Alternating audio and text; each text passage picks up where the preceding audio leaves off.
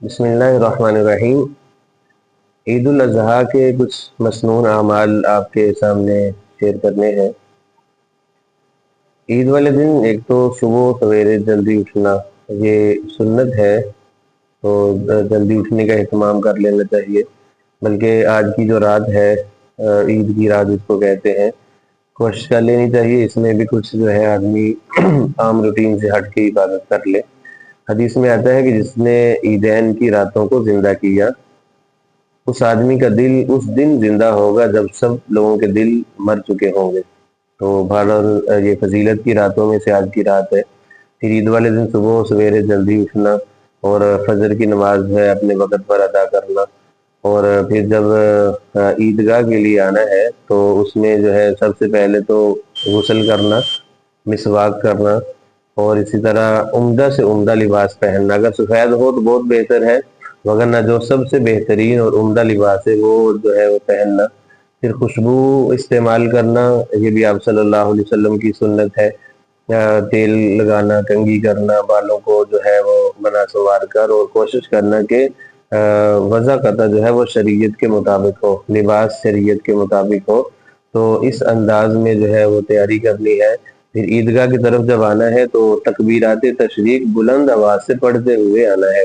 اللہ اکبر، اللہ اکبر، لا الہ الا اللہ، اللہ اکبر، اللہ اکبر وللہ الحمد، اس کو بلند آواز سے پڑھنا چاہیے۔ آج کل ہمارے ہاں بس پتہ نہیں سستی ہے یا شرم آتی ہے کہ پڑھتے ہی نہیں ہے، باتیں کرتے ہوئے آ رہے ہوتے ہیں، گپ شپ لگا رہے ہوتے ہیں۔ ایسا نہیں کرنا چاہیے، بلکہ شریعت کے حکم کو سامنے رکھتے ہوئے زندگی گزارنی چاہیے۔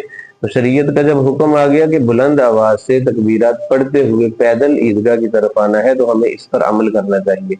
اور جب واپس جانا ہے تو پھر بھی تکبیرات پڑھتے ہوئے بلند آواز سے جو ہے پھر دوسرا راستہ یعنی اختیار کرنا ہے۔ یہ راستہ بدلنے کا بھی سنت سے طریقہ سنت سے ثابت ہے، اس وجہ سے کہ تاکہ یہ جو بلند آواز سے ہم نے ذکر کرنا ہے، جہاں جہاں تک ہماری آواز جائے گی وہاں وہاں ذرہ ذرہ بھی روز محشر ہمارے حق میں گواہی دے گا۔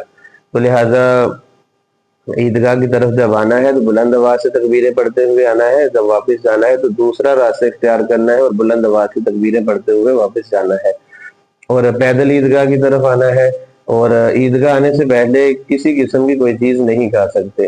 آپ صلی اللہ علیہ وآلہ وسلم کا سنت عمل یہ تھا کہ عید الفطر میں کوئی میٹھی چیز کھا کر مسجد میں تشریف لاتے عیدگاہ میں، اور عید الاضحیٰ میں کچھ بھی نہیں کھاتے تھے، بلکہ کھانے کی ابتدا جو ہے وہ عید کے قربانی کے گوشت سے کرتے تھے۔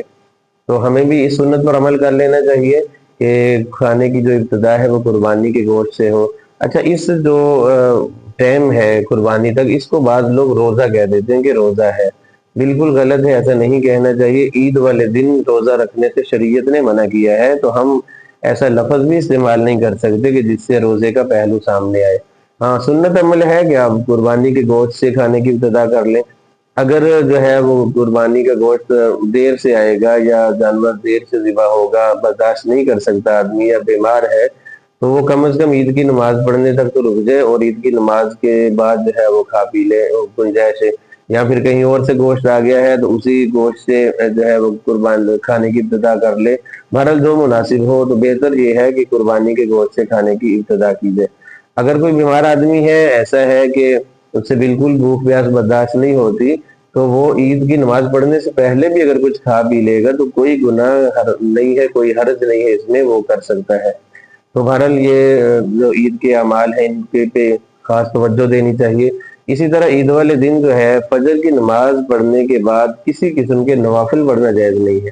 اشراق کی نماز بھی نہیں پڑھ سکتے، حتیٰ کہ جو ہے گھر میں جا کر بھی نوافل نہیں پڑھ سکتے، اور جو ہے عید کی نماز پڑھیں گے عیدگاہ میں آ کر، اور وہاں بھی نوافل نہیں پڑھ سکتے۔ اگر پڑھنے ہیں تو پھر زوال کے بعد گھر جا کے جو ہے آپ نوافل پڑھ سکتے ہیں۔ بہرحال عید والے دن ان باتوں کا خاص خیال رکھا جائے تاکہ ہمارا جو ہے وہ معاملہ سنت کے مطابق ہو جائے۔ اور سب سے بڑی بات اور سب سے اہم بات یہ ہے کہ یہ خوشی کا موقع ہے، اور اس میں اپنے جو ہے دل کو بڑا رکھے۔ جو نفرتیں ہیں، جو رنجشیں ہیں، جو دشمنیاں ہیں، ان کو جو ہے ختم کر کے دل کو صاف کر کے اللہ کے گھر کی طرف حاضر ہوں۔ انشاءاللہ جب ہمارا دل صاف ہوگا لوگوں کے رویوں سے یا دشمنی نفرت سے، تو اللہ رب العزت جو ہے خاص توجہ فرمائیں گے اور ہمارے لیے انشاءاللہ بخشش کا سما ہوگا۔ اگر کسی سے ناراضگی ہے، خوشی کا موقع ہے، اس کو گلے لگا لیں، اس کو معاف کر دیں۔ جو آدمی جو ہے اللہ کی خاطر معاف کرتا ہے، روز معاشر اللہ تعالیٰ اس کو معاف فرمائیں گے۔ اور اللہ کی جو ہے یوں ایک بات یہ ذہن میں رکھے کہ ہماری دشمنیاں، ہماری نفرتیں جن لوگوں سے ہیں، کم از کم اگر رشتے کا ہم لحاظ نہیں رکھ رہے تو یہ تو لحاظ رکھ لیں کہ یہ میرے نبی کے امتی ہے اور انہوں نے کلمہ پڑھا ہوا ہے، یہ مسلمان ہے، اور جو ہے اگر میں ان سے دشمنی رکھوں گا، ناراضگی رکھوں گا، ممکن ہے اللہ کے نبی پوچھ لے کہ میرے امتیوں کے ساتھ ایسا رویہ کیوں رکھا، تو میں کیا جواب دوں گا۔ اس لیے رشتے کا بھی پاس رکھنا چاہیے، اور یہ جو اہم رشتہ ہے آپس کا، وہ اللہ کے نبی کا امتی ہونا اور مسلمان ہونا، اس کا خاص طور پر خیال رکھنا چاہیے۔ بہرحال جو آدمی دل بڑا رکھتا ہے، اللہ رب العزت اس کے معاملات میں بھی خیر جو ہے وہ مہیا فرما دیتے ہیں۔ اللہ رب العزت سے دعا ہے کہ اللہ تعالیٰ ہمیں ان اعمال کی پابندی کرنے کی توفیق عطا فرمائے۔